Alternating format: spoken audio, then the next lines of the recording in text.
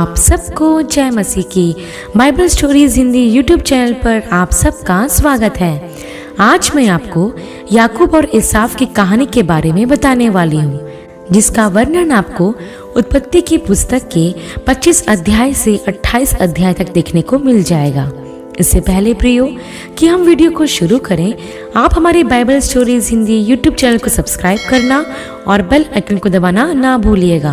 तो आइए प्रियो, हम वीडियो को शुरू करते हैं। यह उस समय की बात है जब इसहाक का विवाह रिबका से हो गया था, लेकिन उनकी कोई संतान नहीं थी क्योंकि रिबका बांझ थी।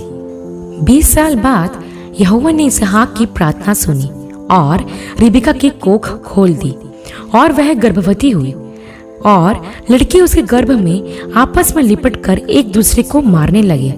तब रिबका यहोवा की इच्छा पूछने को गई। तब यहोवा ने उससे कहा, तेरे गर्भ में 2 जातियां हैं और तेरी कोख से निकलते ही 2 राज्य के लोग अलग अलग होंगे और एक राज्य के लोग दूसरे राज्य से अधिक सामर्थी होंगे और बड़ा छोटे के अधीन होगा। जब रिबका के बच्चे जनने का समय आया तो उसने जुड़वा बच्चे को जन्म दिया। पहले बच्चे का नाम उन्होंने एसाव रखा क्योंकि वह लाल रंग का था और उसका सारा शरीर कंबल के समान रोममय था।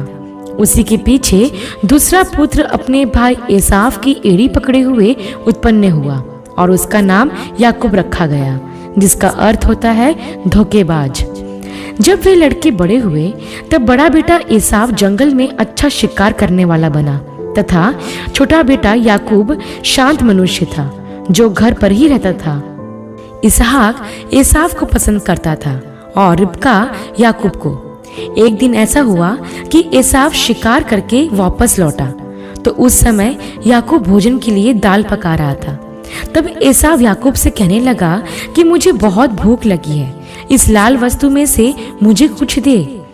तब याकूब ने उससे कहा कि पहले तू मुझे अपने पहलौठे का अधिकार बेच दे, तब यह दाल मैं तुझे दूंगा। तब एसाव ने याकूब से कहा कि मैं तो भूखा हूँ और मरने पर हूँ, इस पहलौठे के अधिकार से मेरा क्या लाभ होगा। याकूब ने कहा कि पहले मुझसे प्रतिज्ञा कर कि तू मुझे अपना अधिकार देगा।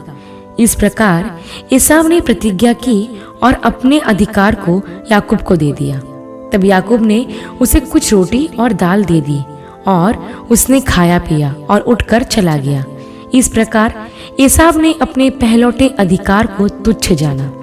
जब एसाव 40 वर्ष का हुआ तो उसने हित्ती बेरी की बेटी यहूदीत और एलोन की बेटी बाशमत से विवाह कर लिया, जिसके कारण इसहाक और रिबका का मन बहुत खेदित हुआ। जब इसहाक बूढ़ा हो गया और उसकी आंखें धुंधली पड़ गई तो उसने एसाव को, जो उसका पहलौठा पुत्र था, बुलाकर कहा कि मैं तो बूढ़ा हो गया हूँ और हो सकता है कि मैं ज्यादा दिन तक जीवित ना रहूं, इसलिए तू जा और मेरे लिए एक जानवर का शिकार कर और जैसा मुझे पसंद है वैसा उसे पकाकर मेरे पास ले आ। मैं उसे खाकर मरने से पहले तुझे जी भर के आशीर्वाद दूंगा। जिस समय इसहाक एसाव से बात कर रहा था उस समय रिबका उनकी बातें सुन रही थी, इसलिए उसने अपने पुत्र याकूब से कहा कि सुन, मैंने तेरे पिता को तेरे भाई से यह कहते सुना है कि मेरे लिए एक जानवर ला और उसे पका, तब मैं उसे खाकर मरने से पहले तुझे आशीर्वाद दूंगा। इसलिए अब हे मेरे पुत्र, मेरी बात सुन कि बकरियों के पास जाकर 2 अच्छे अच्छे बच्चे ले आ। मैं तेरे पिता की पसंद का भोजन तैयार करूंगी और तू वह अपने पिता के पास ले जाना, तब वह मरने से पहले तुझे आशीष देगा। तब याकूब ने अपनी माता से कहा कि मेरा भाई एसाव रोवार पुरुष है और मेरी त्वचा चिकनी है। जब पिताजी मुझे छुएंगे तो उन्हें पता चल जाएगा कि मैं उन्हें धोखा दे रहा हूँ। इस प्रकार मैं आशीष के बदले अपने आप पर श्राप ले आऊंगा। परंतु उसकी माँ ने कहा कि हे मेरे पुत्र, श्राप मुझ पर आ पड़े और जा और बकरी के बच्चे को ले आ, मैं तुझे बताऊंगी कि क्या करना है। इस प्रकार याकूब रिबका के पास बकरी के बच्चे ले आया और उसने उसके पिता के लिए स्वादिष्ट भोजन पकाया। तब उसने एसाव के वस्त्र लेकर याकूब को पहना दिए और बकरियों की खाल उसके हाथों और गले में लपेट दी और उसने याकूब को भोजन के साथ अपने पिता के पास पहुंचा दिया। जब याकूब अपने पिता के पास गया तो इसहाक ने पूछा कि तू कौन है? तब याकूब ने कहा कि मैं तेरा पहलौठा पुत्र एसाव हूँ। मैं आपके कहे अनुसार शिकार कर स्वादिष्ट भोजन लाया हूँ, आप उठकर उसे खा लीजिए। तब इसहाक ने उससे कहा कि तुझे इतनी जल्दी शिकार कैसे मिल गया? तो उसने कहा कि यहोवा परमेश्वर ने मेरी सहायता की है। तब इसहाक ने उससे कहा कि मेरे पास आ, ताकि मैं तुझे छूकर देखूं कि तू एसाव है या नहीं। तब याकूब अपने पिता इसहाक के पास गया और इसहाक ने उसे छूकर कहा कि तेरा बोलना तो याकूब सा है, पर तेरे हाथ एसाव जैसे ही लगते हैं। प्रियो, इसहाक उसे पहचान ना सका क्योंकि उसकी आंखें धुंधली हो गई थी और उसे सुझाई भी नहीं पड़ता था। तब आशीर्वाद देने से पहले इसहाक ने उससे फिर पूछा कि क्या तू सचमुच मेरा पुत्र एसाव है? तब याकूब ने कहा कि हाँ, मैं एसाव हूँ। तब इसहाक ने याकूब द्वारा लाए गए भोजन को खाकर उसे आशीर्वाद दिया और कहा कि आकाश का परमेश्वर तुझे ओस दे और तेरे खेतों को उपजाऊ करे। वह तुझे बहुत से अनाज और दाखमधु दे, तुझे आदर मिले और बहुत से लोग तेरी सेवा करें। तू अपने लोगों पर राज्य करे और वे तेरा आदर करे। जो तुझे श्राप दे परमेश्वर उन्हें श्राप दे, और जो तुझे आशीष दे परमेश्वर उसे आशीष दे। प्रियो, यहाँ हम देखते हैं कि याकूब ने अपने पिता को धोखा देकर पहलौठे पुत्र की आशीष को प्राप्त किया। तब जैसे ही याकूब अपने पिता के पास से गया तो वैसे ही तुरंत एसाव आया और वह अपने पिता के लिए स्वादिष्ट भोजन लाया और उसे कहा कि हे पिता, उठकर अपने पुत्र का यह मांस खा जो मैं पका कर लाया हूँ और मुझे आशीर्वाद दीजिए। उसके पिता ने उससे कहा कि तू कौन है? तब एसाव ने कहा कि मैं तेरा बड़ा बेटा एसाव हूँ। तब इसहाक अत्यंत थरथराते हुए कांपने लगा और उससे पूछा कि फिर वह कौन था जो मेरे लिए मांस लाया था? तेरे आने से पहले ही मैंने वह खाया और उसे आशीष भी दे दी, और उसे मैं वापस नहीं ले सकता। अपने पिता की यह बात सुनकर एसाव दुख भरे शब्द से चिल्लाकर कहने लगा, हे मेरे पिता, मुझे भी आशीर्वाद दीजिए। तब इसहाक ने कहा कि तेरे भाई ने मुझे धोखा दिया है और तेरी आशीष छीन ली है। तब एसाव ने कहा कि यह दूसरी बार है कि याकूब ने मुझे धोखा दिया है। उसने मेरे पहलौठे होने का अधिकार तो ले ही लिया था, अब उसने मेरी आशीष भी ले ली। अब मैं उसे नहीं छोड़ूंगा। तब उसने अपने पिता से कहा कि क्या आपने मेरे लिए कोई भी आशीर्वाद नहीं सोच रखा है? तब इसहाक ने उसे उत्तर दिया कि सुन, मैंने उसको तेरा स्वामी ठहराया है और उसके सब भाइयों को उसके अधीन कर दिया है और अनाज और दाखमधु देकर उसे पुष्ट किया है। अब मैं तेरे लिए क्या करूं? तब एसाव अपने पिता से कहता है, क्या तेरे मन में एक ही आशीर्वाद है? हे पिता, मुझको भी आशीर्वाद दे। तब एसाव फूट फूट कर रोने लगा। तब उसके पिता ने उससे कहा कि सुन, तेरा निवास उपजाऊ भूमि से दूर हो और ऊपर के आकाश की ओस उस पर ना पड़े। तू अपने तलवार के बल से जीवित रहेगा और अपने भाई के अधीन तो हो जाएगा, परंतु जब तू स्वतंत्र हो जाएगा तब उसके जुएं को अपने कंधे पर से तोड़ फेंकेगा। तब एसाव याकूब से बैर रखने लगा और उसने सोचा कि मेरे पिता के मरने का समय निकट है, तब मैं उसे मार डालूंगा। जब रिबका को यह पता चला तो उसने याकूब को बुलाकर उससे कहा कि तेरा भाई तुझे मारने पर है, इसलिए तू हारान में मेरे भाई लाबान के पास भाग जा और जब तक तेरे भाई का क्रोध शांत ना हो जाए तब तक वहीं रहना। फिर रिबका इसहाक के पास गई और उससे कहा कि हित्ती लड़कियों से मैं अपने प्राण से घिन करती हूँ। कहीं ऐसा ना हो कि याकूब भी अपने भाई की तरह इस देश की हित्ती लड़कियों में से विवाह कर ले। तब इसहाक ने याकूब को बुलाकर आशीर्वाद दिया और आज्ञा दी कि किसी कनानी स्त्री से विवाह ना करना। अपने नाना बतूएल के घर जा और वहां अपने मामा की बेटी से विवाह कर लेना। सर्वशक्तिमान ईश्वर तुझे आशीष दे और वह तुझे और तेरे वंश को अब्राहम की आशीष दे, और जिस देश में तू परदेशी होकर रहता है उस देश का तू अधिकारी हो जाए। तब इसहाक ने याकूब को विदा किया कि वह अपने मामा लाबान के यहाँ चला जाए और अपने मामा की बेटी से विवाह कर लेना।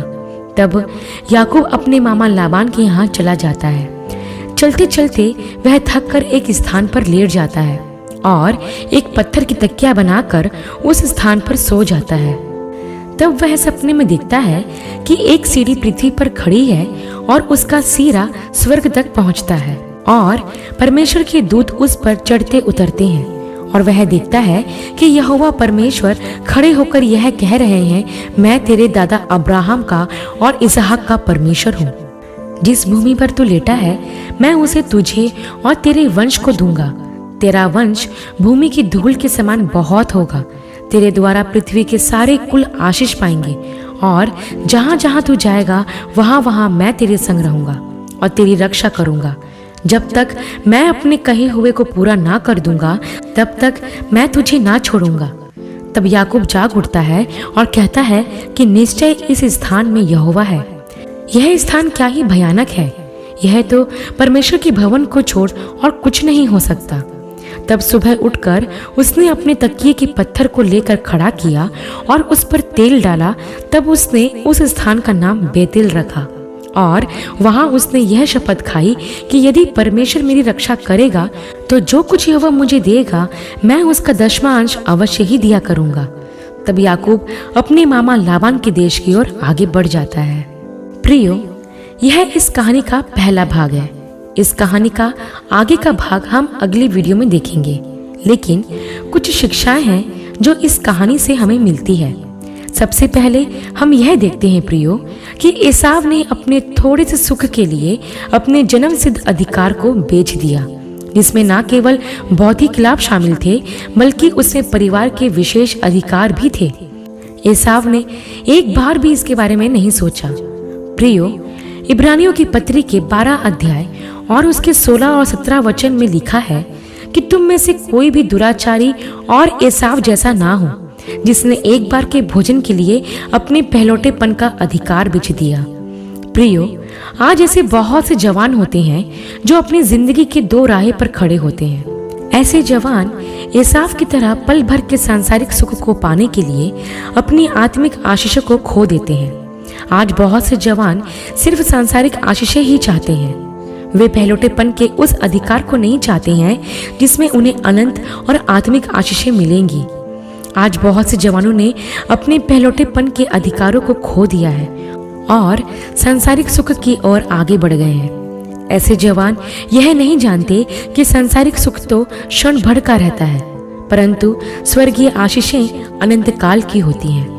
तब हम यह भी देखते हैं प्रियो कि एसाव ने 2 अन्य जाति स्त्रियों से विवाह किया, जिसके कारण इसहाक और रिबका का मन बहुत खिदित हुआ। प्रियो, आज ऐसे बहुत से जवान हैं जो अन्य जाति लड़के और लड़कियों से विवाह कर रहे हैं और अपने माता पिता के दुख का कारण बन रहे हैं। प्रियो, मैं एक बात बता दूं कि परमेश्वर की यह आज्ञा है कि हम अन्य जातियों में विवाह ना करें, क्योंकि ऐसा करके हम परमेश्वर के क्रोध को कमाएंगे। हाँ, यदि जिससे आप विवाह करना चाहते हैं वो अगर प्रभु पर विश्वास करता है और उसके घर वाले यदि विश्वासी नहीं हैं तो आप परिवार की रजामंदी से विवाह कर सकते हैं। लेकिन यदि जिससे आप विवाह कर रहे हैं वो ही विश्वास में नहीं है तो आप परमेश्वर की दृष्टि में अपराध करते हैं। मैंने कई ऐसे परिवारों को देखा है जिन्होंने अन्य जाति परिवार में विवाह किया और आज वह बर्बाद है। तब हम यह भी देखते हैं प्रियो कि जब याकूब ने अपने पिता इसहाक को धोखा दिया तो उसे अपने भाई के क्रोध का सामना करना पड़ा और उसे अपना प्राण बचाने के लिए ऐसी जगह भागना पड़ा जहां वह पहले कभी नहीं गया था। प्रियो, हम यह याद रखें कि धोखा हमेशा दुख लाता है। याकूब ने अपने पिता को धोखा दिया और उसे अपना सब कुछ छोड़कर भागना पड़ा। प्रियो, याकूब ने आशीषें अपने तरीके से पाना चाहा, परमेश्वर के तरीके से नहीं। वैसे ही आज भी हम सिर्फ अपने तरीके से सब कुछ हासिल करना चाहते हैं। हम यह भी विचार नहीं करते कि परमेश्वर हमें क्या और किस तरह देना चाहते हैं। ध्यान रखें प्रियो कि हमारी राहों से परमेश्वर की राहें कहीं गुना बेहतर है। अंत में मैं बस आपको यह बताना चाहती हूँ कि जब याकूब ने एसाव को धोखा दिया तो याकूब फिर अपने भाई का सामना ना कर सका और 2 भाइयों के बीच में दरार आ गई। ऐसे ही प्रियो, आज कई परिवार हैं जो इसी कारण से बिखरे हुए हैं क्योंकि उन्होंने अपने परिवार में अपने ही लोगों से धोखा खाया है, और वह धोखा देने वाले भी कोई और नहीं बल्कि उनके ही भाई या बहन थे। एक बात हमेशा ध्यान रखिए प्रियो, कि हम जो बोएंगे वही काटेंगे। आशा करती हूँ प्रियो, याकूब और इसाफ का यह पहला भाग आपके लिए आशीषमय रहा होगा। अगली वीडियो में इस कहानी के दूसरे भाग के साथ फिर मुलाकात होगी। तब तक के लिए आप सबको जय मसीह की।